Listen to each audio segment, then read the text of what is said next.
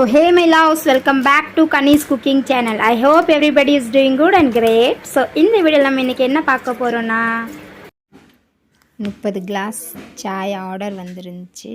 அந்த சாய் போடுற வீடியோ தான் பார்க்க போறோம். வாங்க வீடியோக்குள்ள போகலாம். 1 லிட்டர் பாலுக்கு 1/2 லிட்டர் தண்ணி சேர்த்துக்கிட்டேன். அந்த பால் சூடாகிறதுக்குள்ள நம்ம இஞ்சியை சீவி எடுத்துக்கிடுவோம். அதை இடித்து போடுறத விட இந்த மாதிரி கிரேட்டரில் கிரேட் பண்ணி போட்டால் இன்னும் அதோட சாறு இறங்கும் போது சாயில் ஃப்ளேவர் நல்லாயிருக்கும். பால் பொங்கிருச்சு. பால் கொதிச்சோடனே குழம்பு கரண்டி, இந்த கரண்டினால் 3 கரண்டி சுகர் போட்டால் கரெக்டாக வருது. கூடலை குறையலை, சரியாக இருக்குது.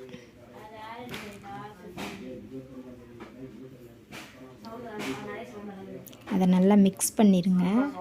அதுக்கப்புறம் சாய் பற்றி அளவுக்காக வேண்டி நான் இதை இப்படி எடுத்திருக்கேன். இந்த பேக்கெட் நாட்டை 1.5 பேக்கெட் போட்டோம்னா கரெக்டாக இருக்குது, ஸ்ட்ராங்கும்.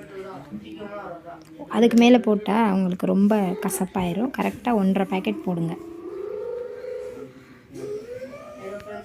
அதை நல்லா மிக்ஸ் பண்ணிவிட்டு ஒரு கொதி வந்தோடனே இஞ்சி சேர்த்துக்கோங்க. ஏன்னா ஒரு சில வாட்டி இஞ்சிலாம் முன்னாடியே போட்டோம்னா பால் முறிஞ்சு போயிடுது. அதனால் சாயா பற்றி சீனி போட்டதுக்கு அப்புறமா கொதிக்க விட்டு அப்புறம் இஞ்சியை சேர்த்துக்கிறணும். அப்போ தான் நல்லாயிருக்கு. அந்த வாசமும் நல்லா, ஃபஸ்ட்லேயே சேர்த்துட்டோம்னா வாசமும் இல்லாமல் ஆயிடுது. நல்லா கொதிச்சோன்னே இறக்கி வடிகட்டி ஃப்ளாஸ்கில் ஊற்றியாச்சு.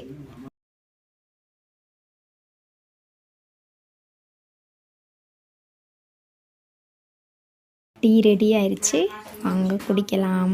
இந்த வீடியோ பிடிச்சிருந்தா லைக் பண்ணுங்கள், கமெண்ட் பண்ணுங்கள், சப்ஸ்கிரைப் பண்ணுங்கள், ஷேர் பண்ணுங்கள், அந்த பெல் ஐக்கானை தட்டிட்டு போங்க.